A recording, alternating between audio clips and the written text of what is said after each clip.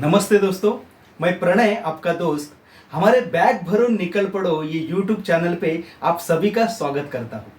दोस्तों, हर किसी का एक ड्रीम डेस्टिनेशन रहता है। हर किसी का एक सपना रहता है कि अपने फैमिली को अपने ड्रीम डेस्टिनेशन पे घूमने लेके जाए। या तो यूरोप हो, यूके, यूएसए, कनाडा, ऐसा हर एक का ड्रीम रहता है। इसी में क्या होता है, कोई आपका फैमिली मेंबर या कोई आपका रिश्तेदार या कोई फ्रेंड आपको बोलता है कि सस्ते में टिकट मिल रहा है, होटल मिल रहा है, तो हम लोग यूरोप घूमने चलते हैं क्या। और आपका एक घाई गड़बड़ी में प्लान बनता है। एक आध महीने के अंदर आपको वो डेस्टिनेशन पे जाना रहता है।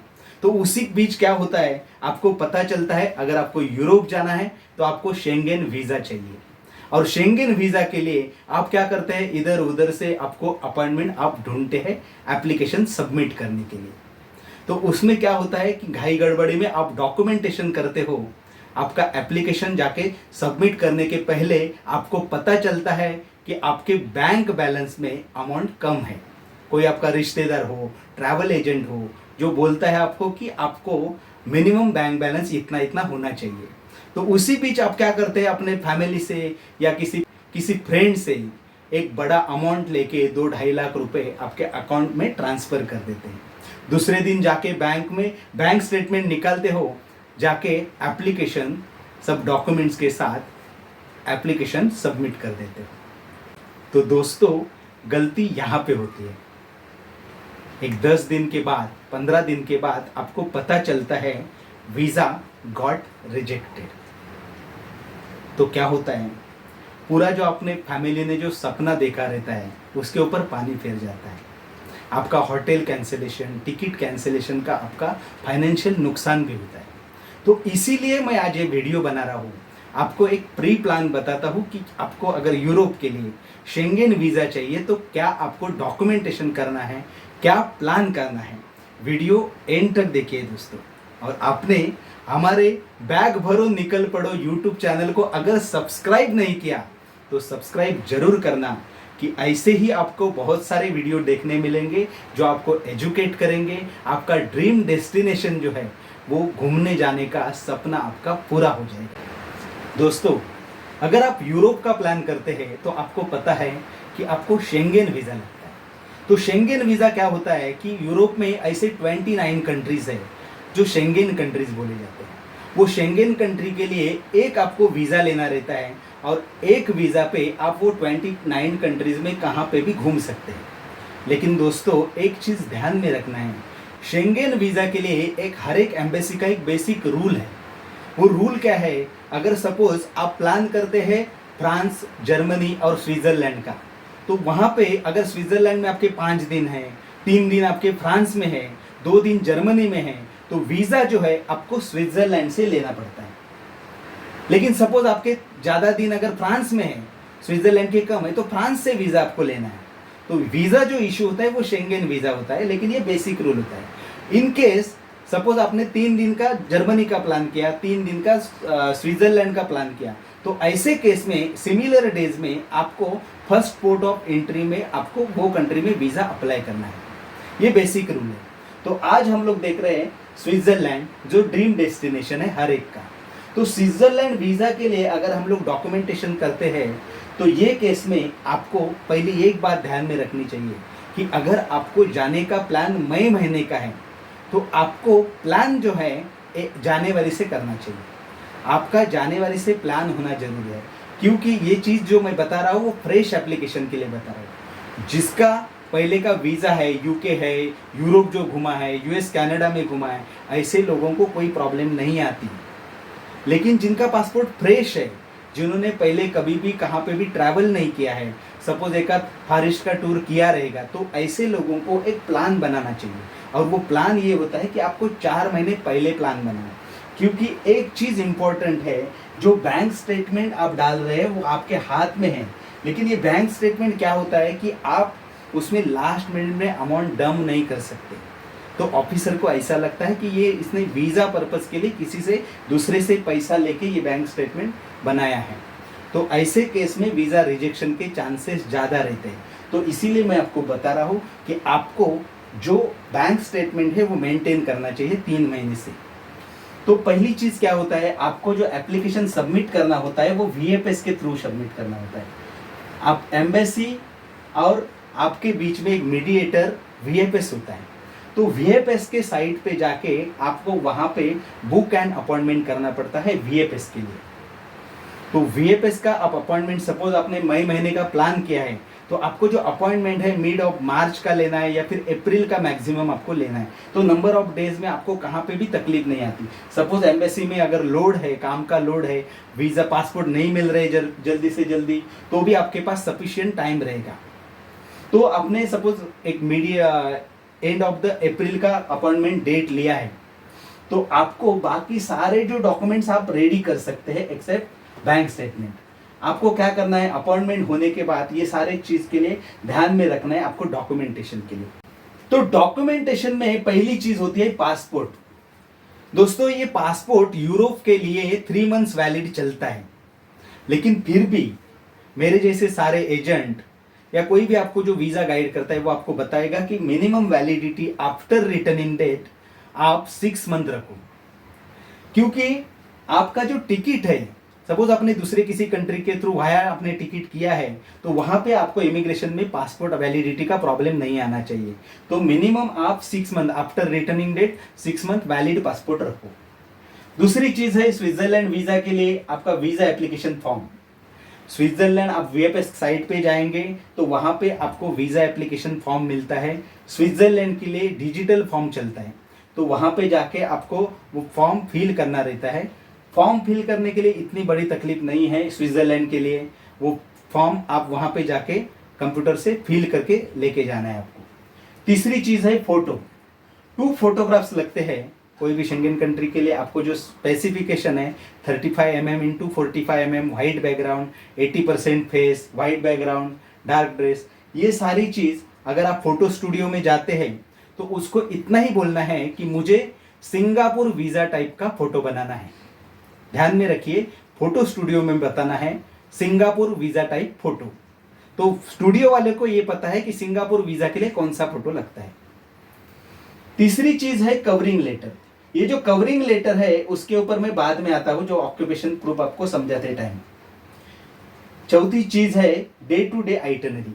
दोस्तों अगर आपका प्लान है स्विट्जरलैंड, जर्मनी, फ्रांस, तो ऐसे केस में आपको एक डे टू डे आइटनरी बनानी पड़ती है। मतलब मैं मुंबई से या दिल्ली से स्विट्जरलैंड कभी पहुंच रहा हूँ, उसके बाद डे वाइज डे मैं क्या साइट सीइंग देखने वाला हूँ, क्या कर रहा हूँ, वो सारी चीज आपको एक प्लेन पेपर पे डे टू डे लिखना है। आपको उसको डे टू डे आइटनरी बोलते हैं। सपोज ओनली आप स्विट्जरलैंड कर रहे हैं तो इतना कोई वो डे टू डे आइटनरी के ऊपर ध्यान नहीं देगा। तीसरी चीज, जो पांचवी चीज है, इंश्योरेंस, टिकट एंड होटल।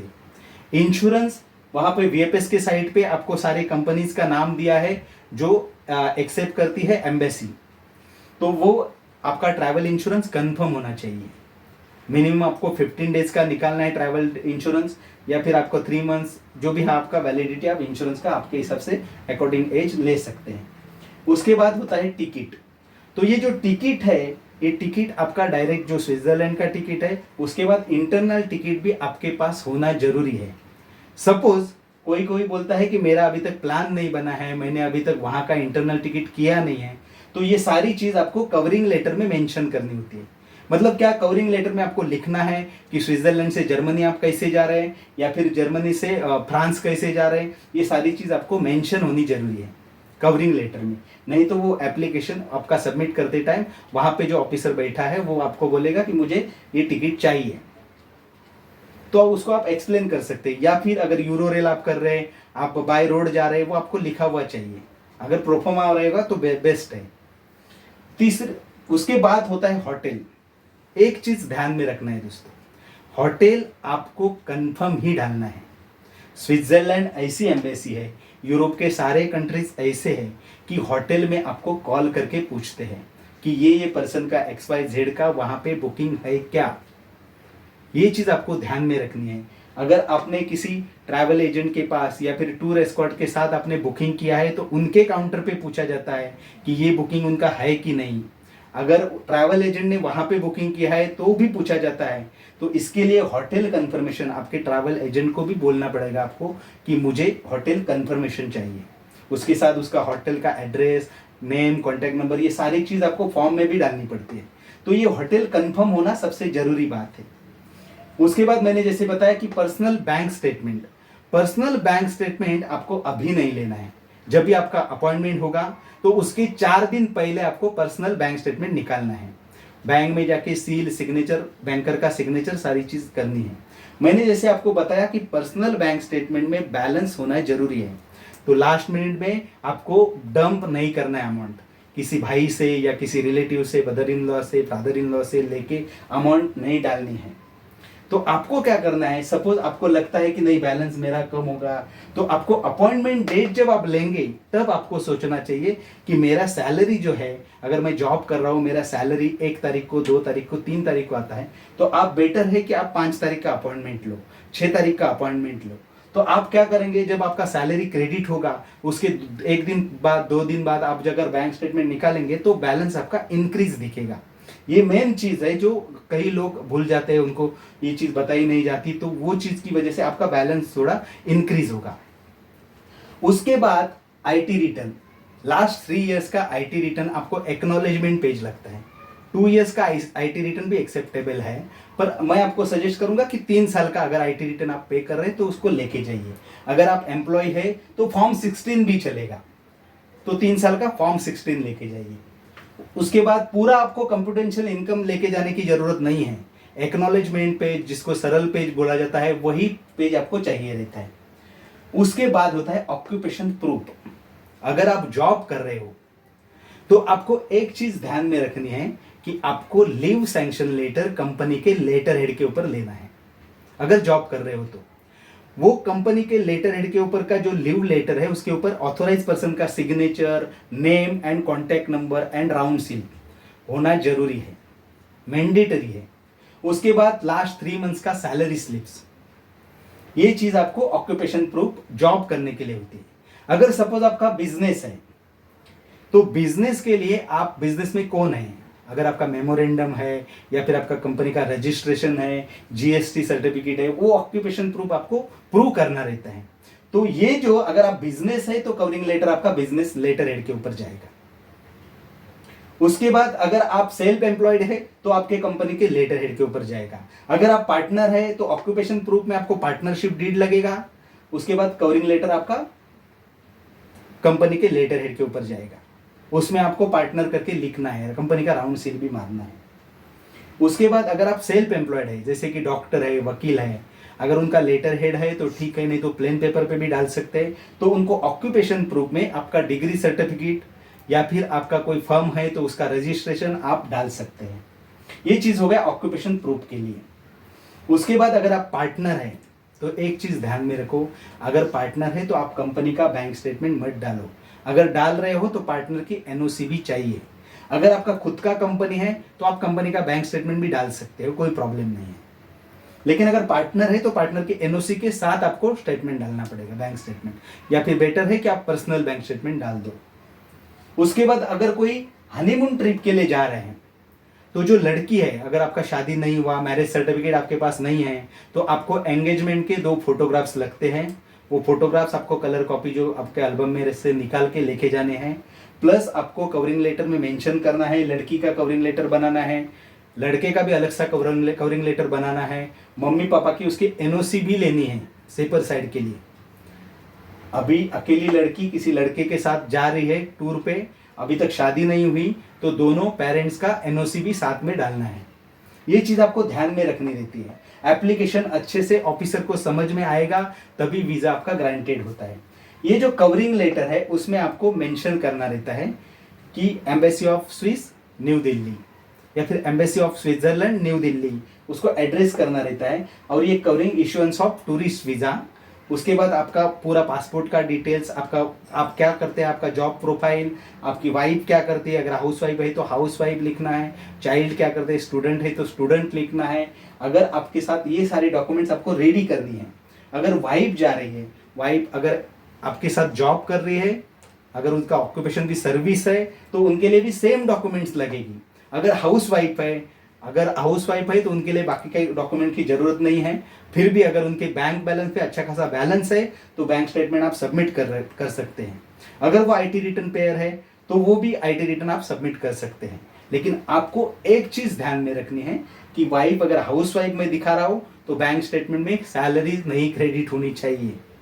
लोग क्या करते हैं, वाइफ को हाउस वाइफ डाल देते हैं, साथ में उसका बैंक स्टेटमेंट जोड़ देते हैं, उसमें सैलरी क्रेडिट होती है, तो ऑफिसर को पता चलता है कि इसने लीव सैंक्शन लेटर और ऑक्यूपेशन प्रूफ में हाउस वाइफ क्यों लिखा। तो ये चीज नहीं होनी चाहिए।